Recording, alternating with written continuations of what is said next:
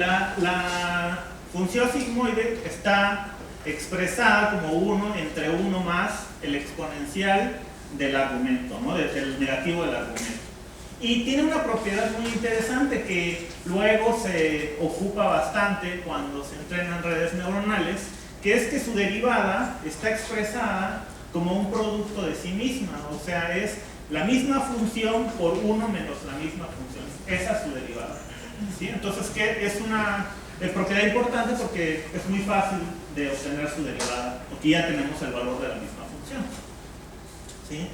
Y este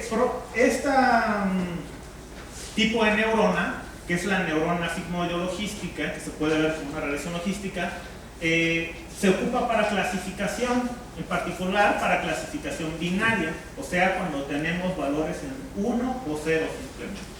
¿Sí? En el caso del problema que veíamos de perros y gatos, pues lo podemos expresar como un problema de clasificación binaria, 1 si es perro y 0 si es gato, ¿no? Y para eso, nuevamente, necesitamos una forma de decirle a nuestro algoritmo de aprendizaje que también está haciendo el trabajo. ¿Sí? Podemos ocupar la misma función de activación, entropía cruzada, error cuadrático medio, sí, pero resulta que no es la más apropiada para problemas de clasificación. Y para problemas de clasificación, la función de pérdida más popular se conoce como entropía cruzada binaria, para problemas de clasificación binaria. Y está dada como la sumatoria de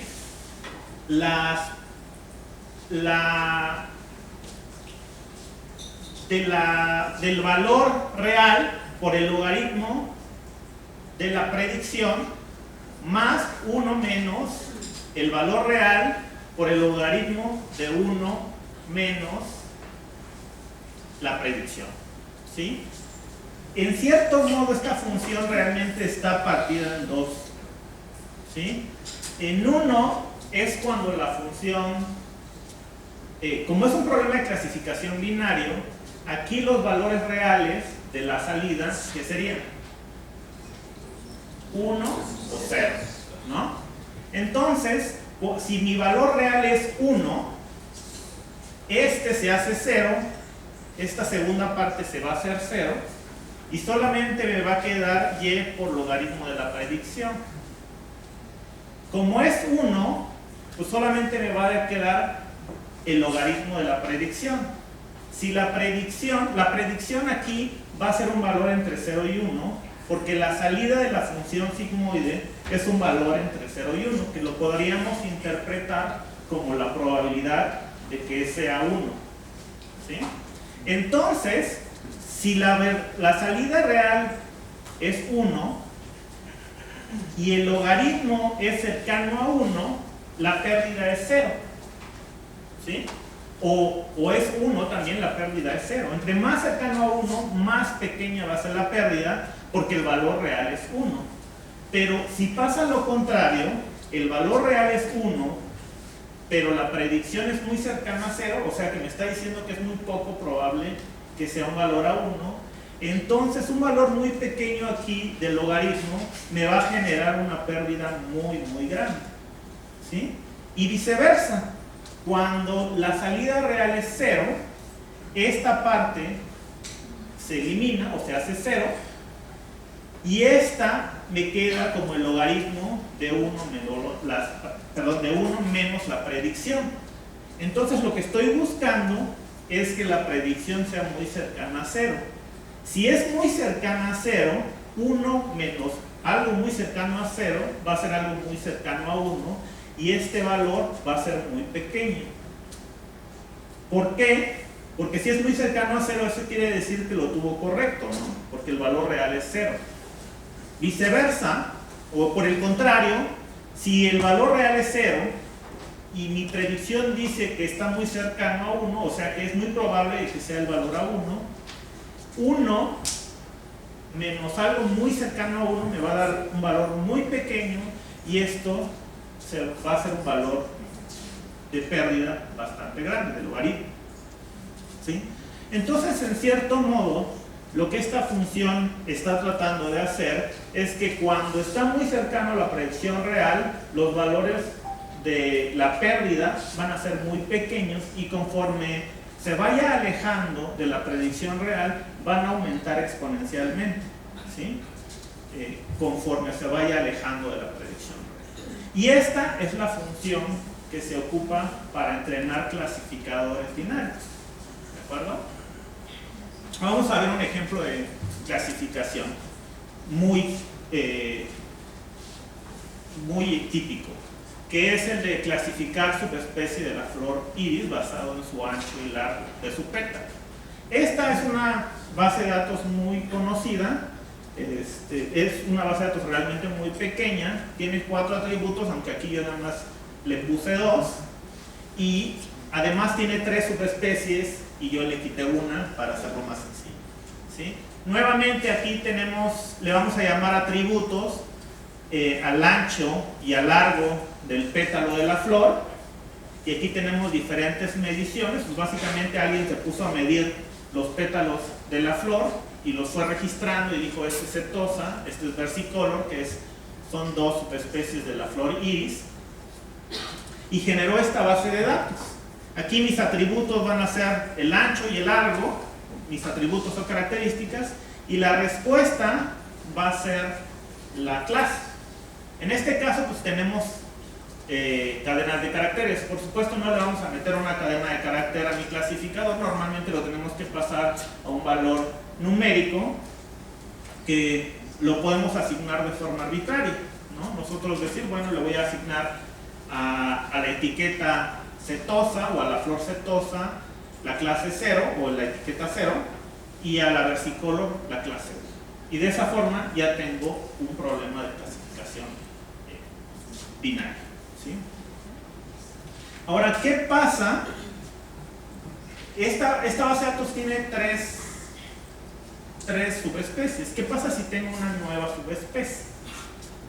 Bueno, pues alguien podría decir, podrías tener 3 clasificadores binarios con regresión logística y elegir hacer como diferentes clasificadores, uno contra el resto, por ejemplo.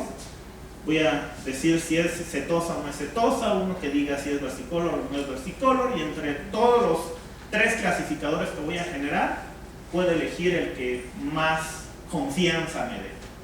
Sin embargo, esta no es precisamente la mejor estrategia, y hay una que es la que se ocupa en las redes neuronales para problemas de clasificación multiclase, como el que estamos viendo actualmente. Y de hecho este corresponde a una salida de 3 clases. Y lo podemos ver también como un tipo especial de red neuronal. Este ya se puede ver como una red, aunque no es completamente una red, ya son múltiples neuronas interactuando al mismo tiempo. Entonces tengo una neurona por cada clase que quiero predecir.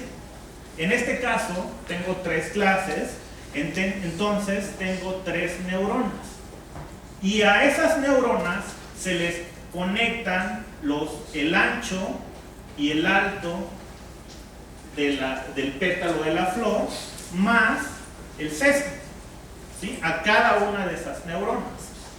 Y lo que va a hacer cada neurona es sacar un valor, la suma pesada de cada uno de ellos, ¿sí? Que lo estoy denotando aquí por Z1, Z2 y Z3. Estos valores de Z1, Z2 y Z3 corresponden nada más a la suma pesada. Todavía no lo he pasado por ninguna función de activación. Y es aquí donde es un poco diferente a lo que hemos visto. En lugar de tener una sola función de activación por cada neurona, vamos a tener una función de activación compartida para las 3 neuronas. O sea, básicamente estas 3 neuronas se van a conectar a una función de activación softmax. Ahorita vamos a ver cuál es la función softmax, Pero básicamente esta función va a recibir las sumas pesadas, y las sumas pesadas son valores que no están acotados, o sea que pueden ser valores entre básicamente de menos infinito a infinito, y las va a convertir en valores entre 0 y 1, pero no solo eso, sino que la sumatoria de todos estos valores va a ser igual a 1. O sea, básicamente tenemos una distribución de probabilidad categórica aquí. O sea, lo que me va a decir es que qué probabilidad es que sea de esta clase, qué probabilidad que sea de esta clase y qué probabilidad es que sea de esta clase. Y la sumatoria de los tres es igual a 1 porque es una distribución de probabilidad discreta. ¿Sí? Entonces, bueno, la función softmax básicamente es una generalización. Así como softmax es una generalización, se puede ver como una generalización de la regresión logística del caso binario al caso multiclase. La función softmax es una generalización de la función sigmoide, ¿sí? Y está dada por el exponencial de mi valor de entrada entre la sumatoria del exponencial de cada una de las entradas. Aquí la z que yo quiero calcular puede ser z1 y la sumatoria de todas es la sumatoria de las tres zetas producidas por mis sumas pesadas, cada una de mis sumas pesadas. O sea, básicamente ese es un factor de normalización, el que está aquí. ¿De acuerdo? Y como es un problema de clasificación multiclase y no binario, pues la entropía cruzada binaria no me sirve porque aquí nada más tenía dos casos, cuando era 0 y cuando era 1. Pero puedo generalizarla y su generalización se conoce como entropía cruzada categórica, ¿sí? Y es básicamente lo mismo, ¿sí? Para cuando se equivoca, o sea, para cuando no es el valor real o se aleja del valor real, va a tener una pérdida muy grande. O sea, lo que va a buscar es que el vector o la distribución que esté aquí sea lo más cercana al valor predicho. Entonces, para poder hacer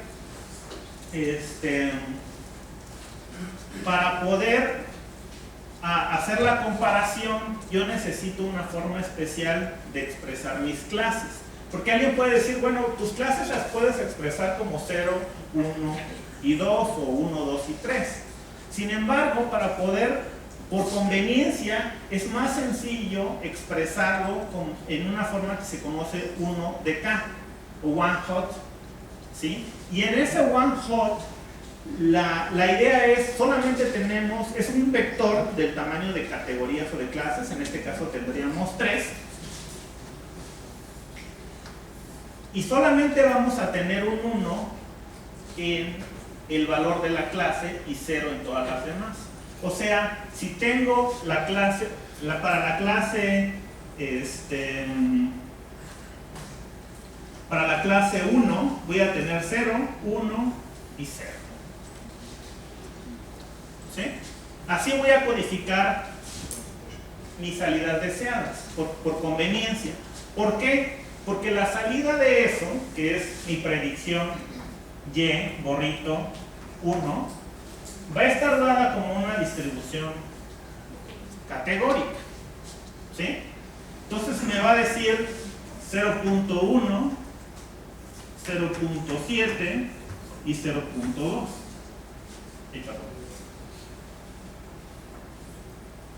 Y así yo puedo comparar estas dos, ¿sí? ¿Qué va a buscar?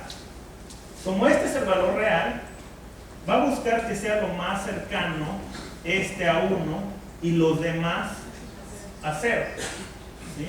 O sea, va a tratar de optimizar que estos sean cercanos a 0 y estos sean cercanos a 1.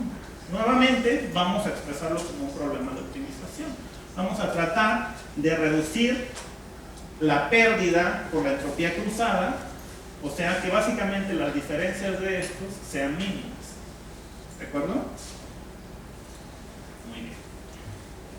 Bueno, pues esa es la entropía cruzada, que es una generalización de la entropía cruzada binaria. Y bueno, ustedes dirán, bueno, ya acabamos, llegamos al... Ya tenemos clasificadores binarios, multiclase y regresión, ¿qué más falta? Bueno, pues desafortunadamente, así como ahorita nos estamos emocionando, en su tiempo también hubo mucha pues, emoción, creyendo que esto podía ser, podría aproximar cualquier cosa, ¿sí?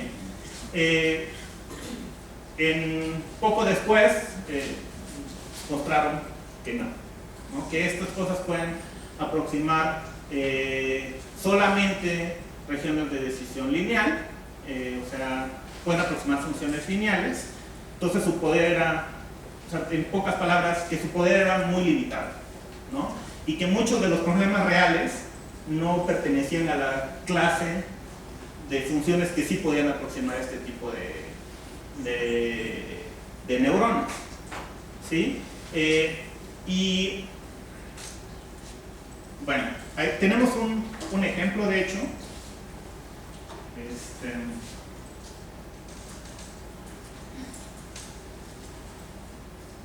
está en 1LTU, y aquí tenemos la neurona artificial con activación escalón, que les decía que era una de las primeras funciones de activación que se utilizaron, o los primeros modelos de neuronas que se utilizaron. Y aquí pues vamos a cargar algunas bibliotecas.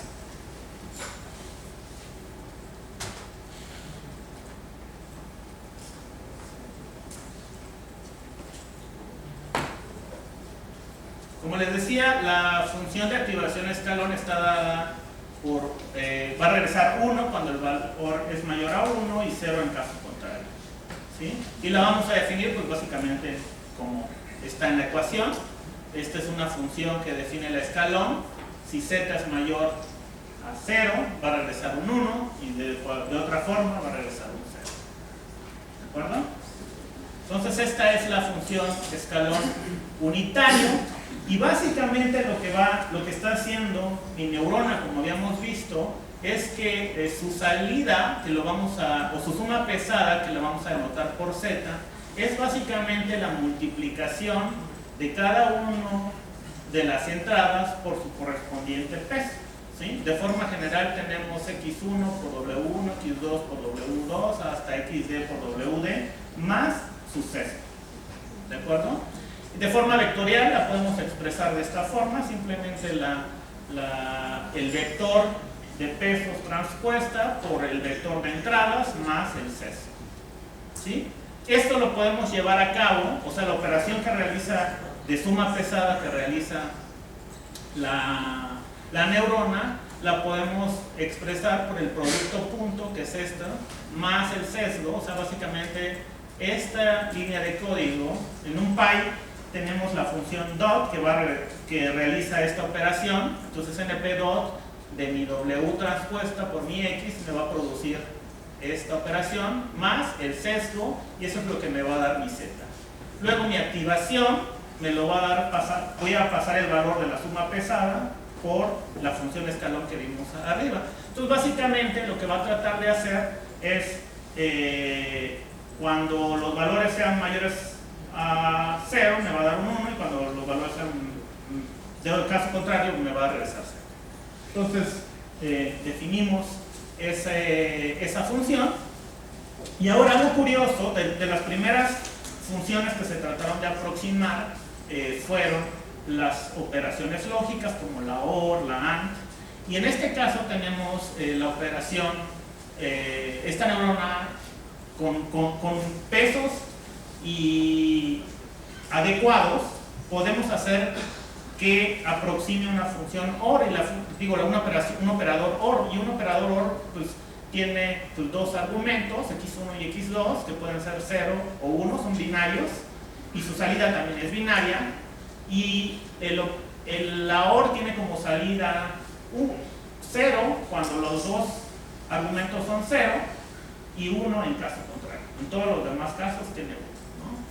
Y entonces esta operación pues tendríamos dos entradas, ¿no? La de x1 y la de x2, Entonces podríamos ver la salida de mi neurona Diego Rito como pasarla por mi función de activación, que en este caso es el escalón unitario, multiplicarlo por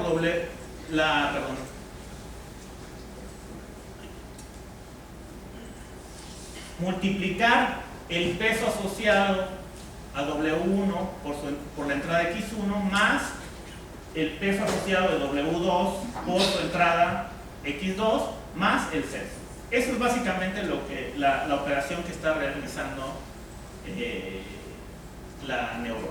Ahora, podemos aproximar la operación EOR con mi neurona artificial y una función de activación escalón si le ponemos 10 a W1, 10 a W2 y menos 5 a B. ¿Sí? Entonces vamos a hacer eso.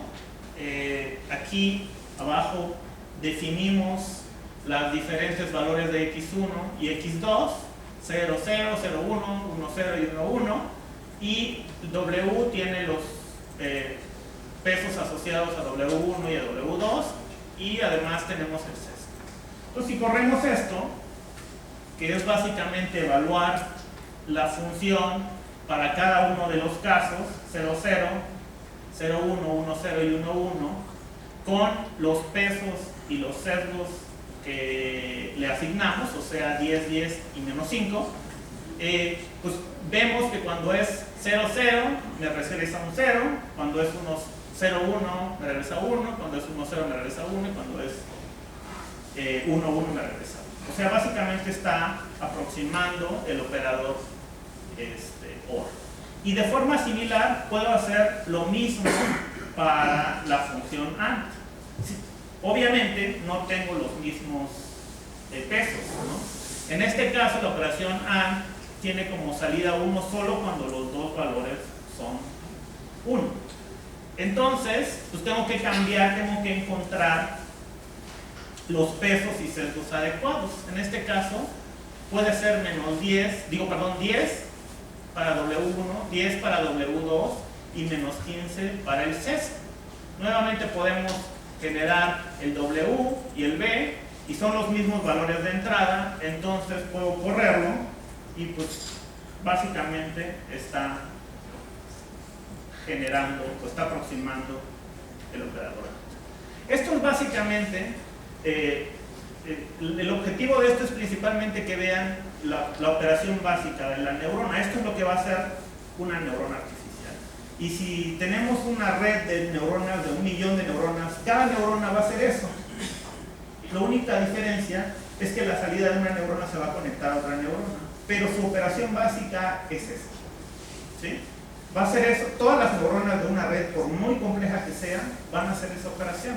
O sea, van a multiplicar sus entradas, van a ponderar sus entradas por sus sesgos asociados, la suma por sus pesos asociados más el sesgo, y lo van a pasar por una función de activación. Eso es básicamente lo que van a hacer todas las neuronas. ¿De acuerdo?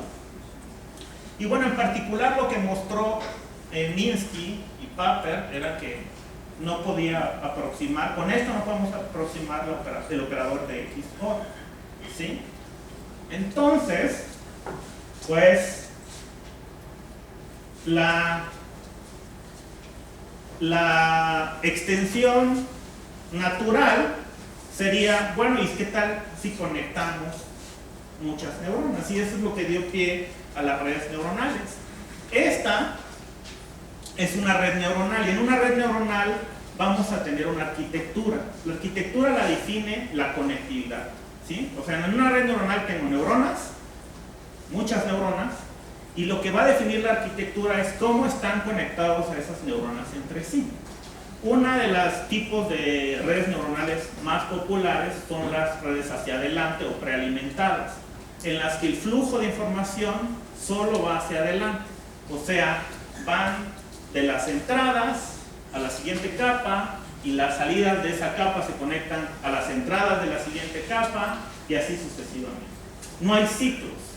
¿Sí?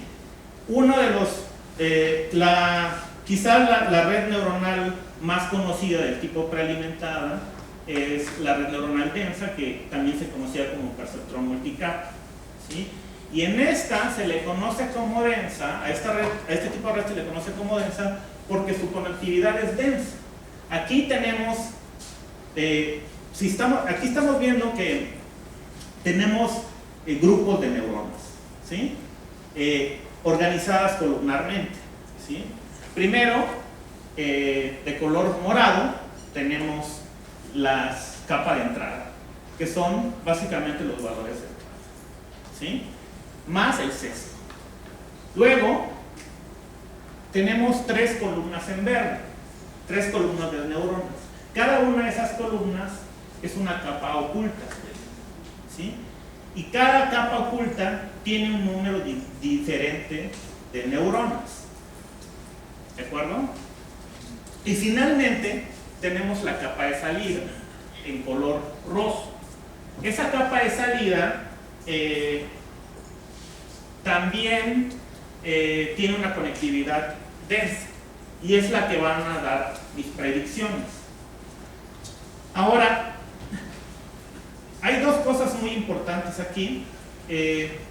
Aquí estamos llamando las capas, en este caso particular estamos llamando capa a esta organización columnar de las neuronas, y todas las neuronas de una capa van a recibir entradas de todas las activaciones de la capa anterior o de las salidas de la capa anterior, y por eso se llama densa, ¿sí?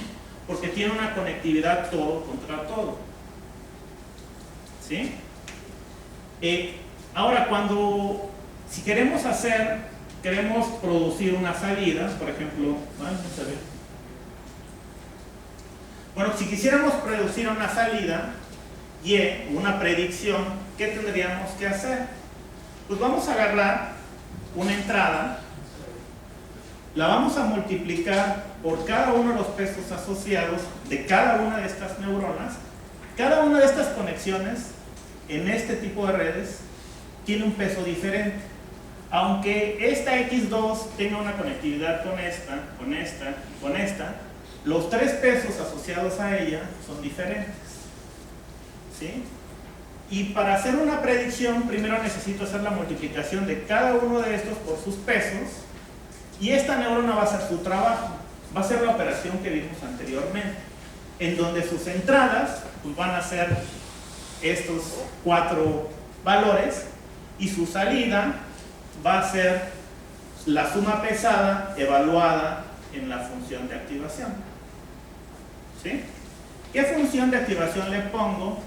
Pues en teoría yo le podría poner una diferente a cada una de ellas.